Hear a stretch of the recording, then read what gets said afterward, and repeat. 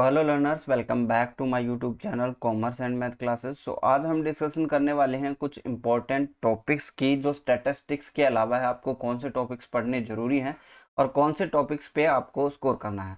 पहली चीज़ तो ये आपको माइंड में रखना है कि हमें जितने ज़्यादा क्वेश्चन हो सकते हैं वो सही सही सही करके आने हैं ना, ये इंपॉर्टेंट चीज़ है। एंड दूसरी, हम स्टैटिस्टिक्स के अलावा कौन कौन से टॉपिक्स है जिनको हमें कवर करने चाहिए। देखिए, स्टैटिस्टिक्स अगर आप बुक से पढ़ रहे हो तो सही है, लेकिन अगर आप कहीं से और सोर्सेज से पढ़ रहे हो, जैसे वीडियो कोर्स है कोई, तो ऑलमोस्ट आपके जो कोर्सेज हैं उसमें से आपको जो पढ़ाया जा रहा है, मतलब जो भी स्टैटिस्टिक्स पढ़ाई जा रही है, उसमें से आप देख लेना कि पेपर उठा के कि कितने क्वेश्चन मैच करा पाते हैं या फिर आपकी कितने क्वेश्चन समझ में आ पाते हैं। क्योंकि आपको पहले ही मैंने बता दिया कि इसका लेवल जो है पीजी लेवल का होता है, तो पीजी लेवल में कुछ हैवी क्वेश्चंस भी आते हैं। आप बेसिक्स कर लो, बेसिक्स करवाते हैं वो लोग, और बेसिक करने के बाद आपको लगता है कि भी हाँ स्टैटिस्टिक्स पूरी होगी, लेकिन आप उनके ऊपर डिपेंड मत रहो। बिकॉज देखिए, अगर आप 150 वीडियोस देख रहे हो किसी भी कोर्स की, ठीक है, तो उस पर आप डिपेंड मत रहो। आप एक अच्छी सी बुक ले लो ना, उससे पढ़ लो। मैंने पहले ही बुक्स की वीडियो बना दी है, तो उसके ऊपर भी आपको फोकस करना है। स्टैटिस्टिक्स के अंदर कुछ क्वेश्चंस आपके सामने ऐसे आएंगे, आपको लगेगा कि अब मैं पढ़ा ही नहीं गया, फिर हमने देखे ही नहीं है ना। इसलिए आपको बुक प्रेफर कर रहा हूं मैं, क्योंकि बुक से आपको हो सकता है आप थ्योरेटिकल चीजें तो पढ़ पाओगे, है ना। हिंदी के नोट्स में अभी एक दो दिन में अपलोड कर दूंगा। उनको सिर्फ आपको क्या करना है कि ज़्यादा लंबे चौड़े पीडीएफ नहीं है, उसको आपको हार्ड कॉपी में ले लेना है, क्योंकि 40 पैसे पर पेज लगते हैं कॉपी के। तो उनको कॉपी करवा के आपको सिर्फ डायरेक्ट मतलब रिपीट करना है। बिकॉज देखिए, आप जब भी पढ़ते हो उस चीज़ को रिपीटिशन होना जरूरी है, आप चाहे किसी चीज़ को लो। अब मैं उन टॉपिक्स के बारे में बात करूंगा जो स्टैटिस्टिक्स के अलावा है, जो इंपॉर्टेंट है। Current affair, last time current affair से 18-19 क्वेश्चन पूछे गए थे। मैं पहले ही बता देता हूँ कि करंट अफेयर्स आपको अच्छे से तैयार करना। और एक चीज ये भी रहती है ना, करंट अफेयर्स आपके हर एग्जाम्स में काम आने वाला है।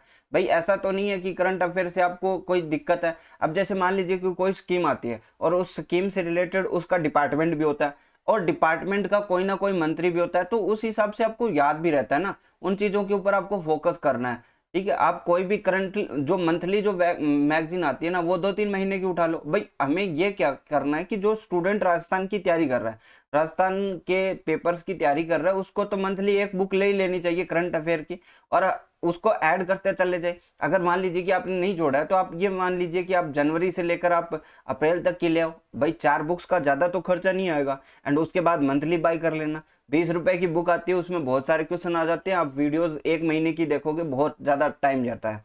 ठीक है, उससे आप अपने फैक्ट्स निकाल लो और वो आपने जो है बुक्स के अंदर या फिर कहीं पे नोट कर लो, ताकि आपको जब एग्जाम देने जाना हो तो उससे पहले आप उन चीजों को रिवाइज कर पाओ जो इंपॉर्टेंट है।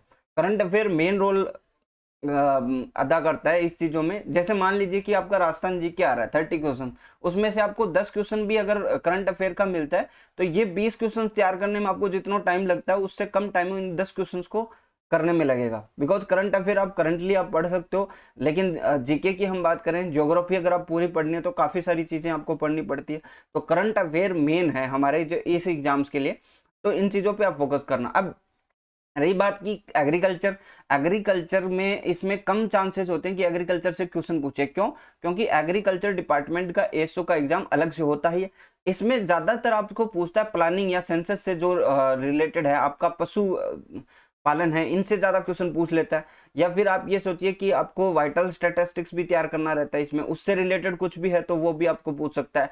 आपको पूछता है ज्यादातर योजनाएं, बिकॉज ये प्लानिंग के अंदर आता है, और प्लानिंग से रिलेटेड जो भी आपकी योजनाएं, उनसे आपके कोई भी क्वेश्चन पूछ सकता है। इस चीज का ध्यान रखिएगा। जो भी योजनाएं हैं उसको उनको पढ़िए, कौन से डिपार्टमेंट की है और डिपार्टमेंट का मंत्री कौन है। सीधी सीधी बात है। और उसमें जो आपका मंथली होगा ना, उसमें से आप तैयार करते जाइए और मुख्य पॉइंट लिख लीजिए, उसमें सबसे इंपॉर्टेंट ये चीज रहती है। ठीक है, करंट अफेयर मेन है, आपको बता दिया। मैगजीन कोई भी लो राजस्थान जी करंट अफेयर से रिलेटेड। देखिए, डिफरेंस ये होता है कि आप ये मान लीजिए कोई भी मैगजीन लेते हो, ठीक है, उसमें आपको ये हो सकता है कि 20 क्वेश्चन किसी में ज्यादा मिल जाए, किसी में कम मिल जाए। बाकी सभी अच्छे ही छापते हैं, अपने हिसाब से पूरा जो है कंट्रीब्यूट करते हैं। नेक्स्ट हम बात करें वाइटल स्टैटिस्टिक्स की। वाइटल स्टैटिस्टिक्स मेन पॉइंट में आता है, क्योंकि इसमें क्वेश्चन पूछ लेता है। ये प्लानिंग डिपार्टमेंट है, तो इसका ये भी मेन जो मेन रोल होता है इसका भी, है ना। तो इसके अंदर आपको मैं नोट्स दे दूंगा। इसमें एक तो ये चीज़ है कि आपको फॉर्मूले याद होनी चाहिए, ठीक है, फॉर्मूला आपको पता होना चाहिए, डायरेक्ट अगर आपको फॉर्मूला पूछ ले तो। दूसरी चीज़ क्या होता है, आपको डेटा याद हो रखना। डेटा सिर्फ आपको ऐसे लिख लेना है कि आपका ये जो है, मान लीजिए कि आपका कोई भी डेटा है, आपकी कोई भी डेथ रेट है या बर्थ रेट है, इसको आपको डेटा आपको एक पेज के ऊपर लिख लेना है और उसको ही रिपीट करना है। ये सबसे इंपॉर्टेंट होता है, बिकॉज आप मान लीजिए कि डेली उठते हो तो उसको एक बार रिपीट कर लीजिए। आप लगभग 10 दिन रिपीट करोगे तो ऑलमोस्ट आपको याद हो जाएगा, और वहाँ पे ऑप्शन भी रहता है तो आपको याद आ भी जाएगा ना। तो सबसे बेस्ट चीज़ तो है फॉर्मूले, और एक पेज 2 पेज लगते हैं इसमें वाइटल स्टैटिस्टिक्स में, लेकिन ये नंबर दे के जाता है 3 से 4 नंबर, और हमें भी बताए 3 से 4 नंबर अगर आप राजस्थान जीके से निकाल के लाते हो बहुत हो जाते हैं, स्टैटिस्टिक्स से निकाल के लेते हो बहुत मुश्किल हो जाते हैं। तो इन चीज़ों को, छोटे टॉपिक्स को अच्छे से तैयार करना चाहिए ताकि आपका जो नंबर है वो इंक्रीज हो पाए। अगर हम बात करें नेक्स्ट टॉपिक की, कंप्यूटर, कंप्यूटर के अंदर भी आपको 3 से 4 क्वेश्चन देखने को मिल जाते हैं, कभी कभी 5 क्वेश्चन देखने को मिल जाते हैं, और ये हर एग्जाम में काम भी आता है। अब देखिए, जिसने कंप्यूटर नहीं पढ़ा है, बिल्कुल भी नहीं पढ़ा है, उसके लिए भी मैं बता दूं, आरसीआईटी के जो पुराने पेपर्स की बुक आती है वो एक बार आप रिपीट कर लो, ठीक है। उसमें ऑलमोस्ट देखिए हर पेपर के अंदर जो कितने क्वेश्चन आते हैं उसके हिसाब से इनमें बहुत सारे क्वेश्चन हो जाते हैं और वही रिपीटेशन में चलते हैं। कोई ना कोई आपका जो फ्रेंड होगा उसके पास भी ये बुक मिल जाएगी। ऑलमोस्ट जो है आरसीआईटी का जो भी पेपर देने जाते हैं इन्हीं बुक से पढ़ के जाते हैं, तो वो एक बेस्ट बुक हो सकती है, आप ये कर सकते हैं, ठीक है। अगर हम बात करें इकोनॉमिक्स की, तो इकोनॉमिक्स के अंदर भी आप अच्छे क्वेश्चन कर सकते हो। मोस्टली तो ये है कि आप क्वेश्चंस की प्रैक्टिस अच्छे से करो। मेरे हिसाब से जब भी तो देखिए कि आप फुल कोर्स से अलावा आपको या तो मदद करते हैं नोट्स, फिर उसके बाद बुक्स आ जाती है, बुक्स के बाद आपके पास एमसीक्यू भी होते हैं, वो भी आपके लिए इंपॉर्टेंट होते हैं, उनके ऊपर आप अच्छे से तैयारी कर सकते हो। अब मैं देखिए, मैंने जो टॉपिक्स बताए वो 4 टॉपिक्स ऐसे हैं जो आपके स्टैटिस्टिक्स के अलावा इंपॉर्टेंट है। मैं बाद में बात करूंगा राजस्थान जीके की एक सेपरेट वीडियो के अंदर कि हमें राजस्थान जीके अगर हमारा पढ़ा हुआ नहीं है तो हमें कैसे कंप्लीट करना है। बट ये चीज़ ध्यान रखिएगा कि आपको एक चीज़ के पीछे नहीं पड़ जाना। कुछ चीज़ें क्या होती है, हार्ड होती है, उसको समझने में थोड़ी दिक्कत आती है, लेकिन आपके पास रिसोर्सेज की कोई कमी नहीं है तो उनसे आप कर सकते हैं। जैसे ही मैंने बताया स्टैटिस्टिक्स के हिंदी के नोट्स मैं आपको थोड़ी 1-2 दिन में अवेलेबल करवा दूंगा। मेरा प्लानिंग है 1 मई को, लेकिन अब हो सकता है कि उसमें थोड़ा बहुत डिले हो जाए, तो उन नोट्स को आपको सिर्फ कॉपी करवाना है एंड देन आपको रीड आउट करना है और लगातार करना है। ये इंपॉर्टेंट चीज़ है कि आप कोई भी चीज़ लो, रिपीटिशन जरूरी है। जैसे वाइटल स्टैटिस्टिक्स आपने नोट्स बनाए, प्रॉपर नोट्स बन गए, ठीक, कोई बात नहीं। अब उन नोट्स के अंदर आप सिर्फ उन चीज़ों को 10 बार रिवाइज कर लो, तो वो क्या होता है कि जब आप एग्जाम में आता है तो सबकॉन्शियस माइंड से अपने आप ही टिक आ जाता है, और यही चीज़ इंपॉर्टेंट है, ठीक है। सबसे इंपॉर्टेंट यही चीज़ है। तो आज की वीडियो मैं यहीं पे एंड करता हूँ। मैं लगातार आपके लिए वीडियोस बनाता रहूँगा जब तक आपका एग्ज़ाम नहीं होता।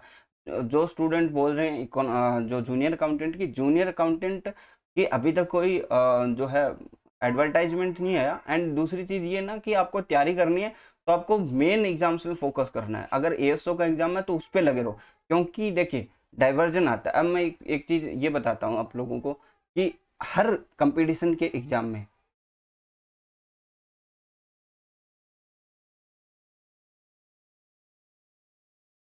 देखिए, कोई भी कंपटीशन का एग्जाम हो उसमें आपका जो कंपटीशन होता है उसमें कितना कंपटीशन होता है। मान लीजिए एएसओ है, इसमें थोड़ा और कम कंपटीशन आप मान सकते हैं कि 10 स्टूडेंट पर सीट हो सकते हैं। भाई 2000 स्टूडेंट आप मान लीजिए, ठीक है, इतने स्टूडेंट हो सकते हैं। वैसे अगर हम हर एग्जाम की बात करें तो लगभग 20 स्टूडेंट ही होते हैं जो कंपटीशन में होते हैं। आप कोई भी एग्जाम उठा के देख लीजिए, उसमें आपको कोई भी दो राय नहीं। लेकिन इसके अंदर से आपको एक स्टूडेंट बनना ये सबसे टिपिकल पार्ट होता है, बिकॉज आप 20 में तो होते ही हो, 20 में हो सकते हो, तो उसमें एक में आने में आपको थोड़ी सी दिक्कत आती है। जब आपको प्री और मेंस होता है ना, अगर आप 20 के अंदर हो तो आपको पता चल जाता है। अभी जो वीडियो का एग्जाम हो उसमें लगभग 35 स्टूडेंट पर सीट आए हैं। अगर हम बात करें एनटीपीसी के अंदर 20 स्टूडेंट लिए, तो ऑलमोस्ट जो कंपटीशन होता है वो 20 के अंदर ही होता है। अगर एएसओ जैसे एग्जाम्स की बात करें जो कि बहुत ही हाई लेवल के होते हैं, उनमें थोड़ा सा कम कंपटीशन होता है बजाय इसके, क्योंकि इनकी कट ऑफ कम जाती है तो भी कम ही स्टूडेंट, कितने भी कम स्टूडेंट हो कट ऑफ कम ही जाती है, ज़्यादा स्टूडेंट हो तो भी कट ऑफ कम जाती है। बिकॉज रेयर, मतलब जो जेन्युइन कैंडिडेट है ना वो ही इनकी तैयारी करता है, बिकॉज पता है कि इनके अंदर थोड़ा सा सिलेबस ज़्यादा होता है, अलग टाइप का सिलेबस होता है। तो आज के लिए बस मैं इतना ही कहूँगा कि आप इन चीज़ों के ऊपर भी फोकस कीजिए। मैं जल्द ही सीरीज़ लेके आऊँगा जो करंट अफेयर की है, जो हमारे लिए इम्पोर्टेंट हो सकती है। बस आज के लिए इतना ही, थैंक यू।